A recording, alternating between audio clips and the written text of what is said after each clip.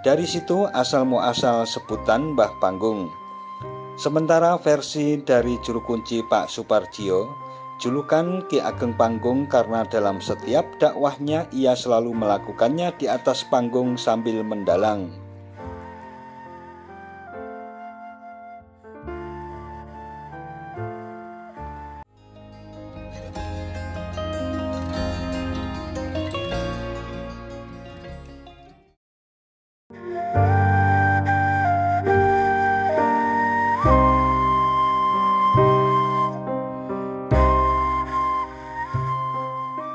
Assalamualaikum warahmatullahi wabarakatuh.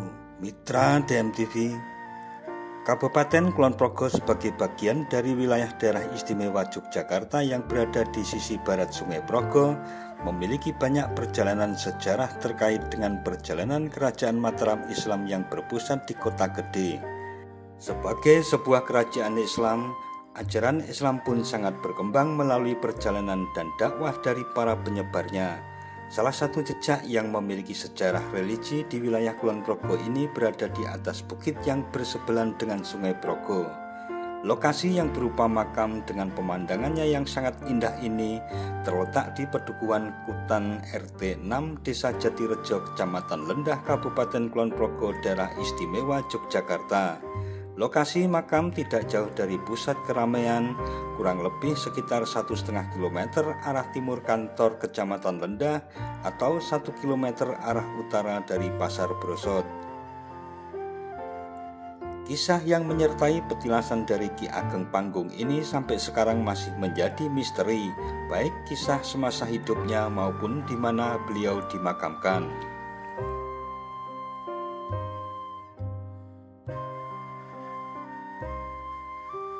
Nah mitra DMTV, sekarang kita sudah berada di kompleks makam dari Ki Ageng Panggung dan kita akan mengupas ataupun mencari informasi tentang segala sesuatu mengenai Ki Ageng Panggung dengan juru kunci yaitu Pak Pardjo.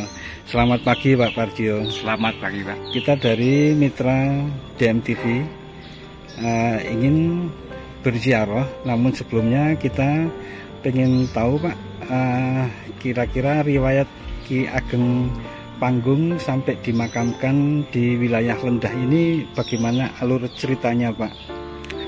Ya, ini untuk sejarah dari perjalanan Panggung, untuk detailnya saya sendiri tidak begitu paham. Tapi istilah yang saya ketahui dari cerita dari alur-alur simbah-simbah bapak-bapak saya kan, Pangeran Panggung merupakan murid dari Kanjeng Sunan Kalijaga yang diberi tugas untuk dakwah agama Islam. Begitu istilah sampai di daerah Kutan sini, makanya yang Panggung kan termasuk dapat gelar kayak Kidalang Kriyajiwa, Kidalang Wasuswara, ya Sunan Geseng. Itu kan sejarah dari Mojopahit, terus yang Panggung sendiri kan terah dari cucu dari Prabu Brawijaya IV. Kemudian daripada itu sesuai dengan dakwah yang dibawakan ke Kanjeng Pangeran Panggung yang di daerah makam Pereng ini, makanya di sini kan ada yang menyebut nama Gunung Mijil, Gunung Mas Kumambang, Gunung Mangu. Gunung Mijil itu karena sesuai dengan ajaran agama Islam yang masuk di daerah sini, termasuk pada waktu itu kan namanya orang-orang awam kan belum begitu paham tentang agama Islam. Makanya begitu yang Panggung masuk di sini dengan membawa ajaran agama Islam baru, itu makanya di daerah ini disebut Gunung Mijil. Sama aja dengan Gunung Mas Kumambang, karena istilah itu masyarakat di daerah sini itu dalam menerima ajaran agama Islam itu dalam arti masih ngambang, belum yakin sepenuhnya, itu diberi nama Gunung Mas Kumambang. Itu hampir sama dengan Gunung Mangu, karena masyarakat dalam menerima ajaran dan dalam pelaksanaan agama Islam itu masih mangu-mangu, belum sepenuhnya, itu diberi nama Gunung Mangu gitu. Kemudian asal muasal disebut atau diberi gelar pakai panggung itu riwayatnya gimana Pak Parjo? Bisa dijelaskan ke mitra DMTV Pak Parjo? Itu karena apa ya, dia itu mengikuti jejak dari Kanjeng Sunan Kalijaga. Jadi begitu dakwah agama Islam itu melalui apa itu cara ndalang wayang yang adanya di atas panggung. Jadi karena kemungkinan suaranya lantang, nyaring, gampang diterima sama masyarakat, itu diberi gelar Pangeran Panggung dari asal kata manggung itu. Baik Pak Parjo, terima kasih atas informasinya. Semoga bermanfaat bagi mitra DMTV dan kita akan ziarah bagaimana situasi ataupun kondisi dari makom Kiai Panggung ini. Simak dan ikuti terus videonya sampai selesai, tentunya bersama DMTV.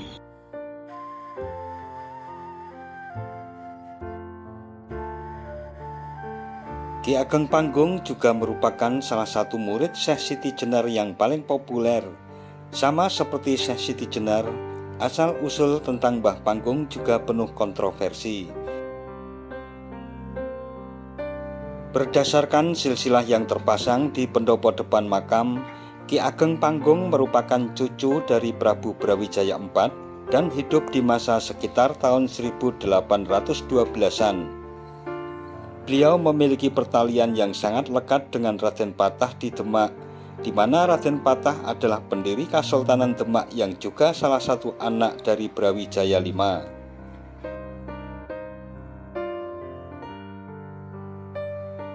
Sementara Babat Cirebon yang dikutip Josh Quinn menyebutkan Sunan Panggung murid Siti Jenar adalah putra Sunan Kalijaga. Lain lagi yang dipaparkan dalam serat Babat Jala Sutra tertulis bahwa Pangeran Panggung adalah guru Sunan Geseng. Ia disebutkan cucu dari Prabu Brawijaya V dengan ayahnya bernama Jaka Pemekas alias Pangeran Kanduwuran. Dalam serat Suluk Malang Sumirang, Pangeran Panggung disebutkan sebagai adik tengah dari Pangeran Ngudung yang dinyatakan sebagai Ki Cakrajaya alias Sunan Geseng. Namun ada pula yang menyebut dia bernama asli Sayyid Syarif Abdurrahman yang hidup pada kurun waktu abad ke-4 hingga ke-6 Masehi. Konon dia berasal dari Jazirah Arab.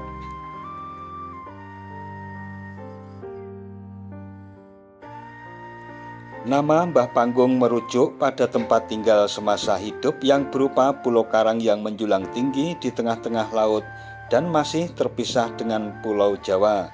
Masyarakat yang mengetahui keberadaan beliau sering menyebut itu mbah-mbah yang ada di Panggung. Dari situ asal-muasal sebutan Mbah Panggung. Sementara versi dari juru kunci Pak Suparjio, julukan Ki Ageng Panggung karena dalam setiap dakwahnya ia selalu melakukannya di atas panggung sambil mendalang.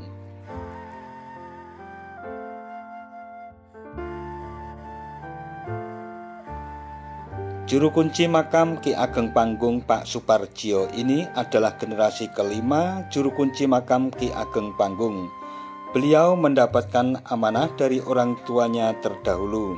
Selain cerita atau kisah hidup Ki Ageng Panggung, beliau menyimpan secarik kertas bertuliskan huruf Jawa peninggalan orang tuanya yang berisi silsilah Ki Ageng Panggung.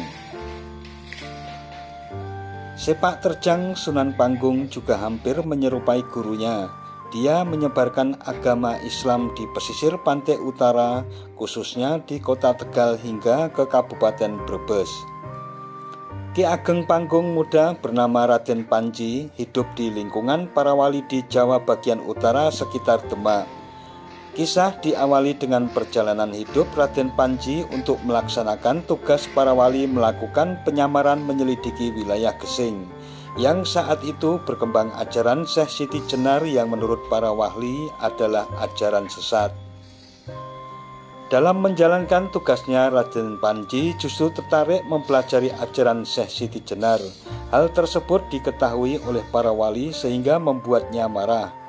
Pengaruh ajaran Syekh Siti Jenar makin meluas, para wali khawatir akan keadaan ini. Hukuman mati terhadap Syekh Siti Jenar oleh para wali diketahui oleh Raden Panji. Ia marah, namun wujud kemarahannya ia sampaikan dalam bentuk kritik. Salah satunya dengan memelihara anjing yang diberi nama Iman dan Tokit. Menurut juru kunci Pak Suparjio, kedua nisan kecil yang berdampingan di luar pagar makam Ki Ageng Panggung itulah makam Kiai Iman dan Kiai Tokit.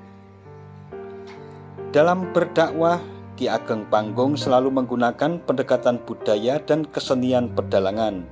Beliau memiliki suara yang bagus sehingga mendapat julukan Ki Watis Suara. Beliau dikenal sangat dekat dengan masyarakat karena kepribadiannya yang toleran, rendah hati, serta bersahaja. Pada akhir hikayatnya, para wali semakin khawatir dengan ajaran Ki Ageng Panggung yang akhirnya menimpakan hukuman bakar kepada beliau. Atas perintah Sunan Kudus, akhirnya Ki Ageng Panggung menjalani hukuman bakar, namun beliau lolos dari hukuman itu.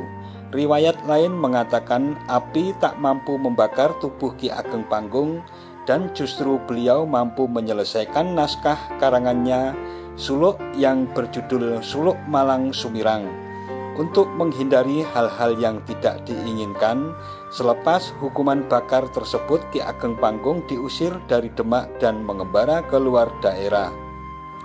Dalam pengembaraannya, beliau selalu berdakwah dan tinggal di beberapa tempat antara lain di Tegal, Boyolali, Klaten, dan akhirnya sampai ke Yogyakarta bagian selatan yang sekarang dikenal sebagai daerah Lendah sampai beliau meninggal.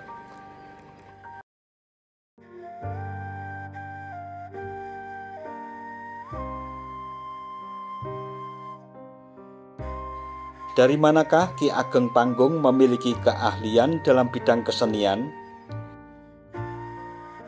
Dari beberapa literatur, Ki Ageng Panggung adalah putra dari Sunan Kalijaga hasil pernikahan dengan Ratna Siti Zainab.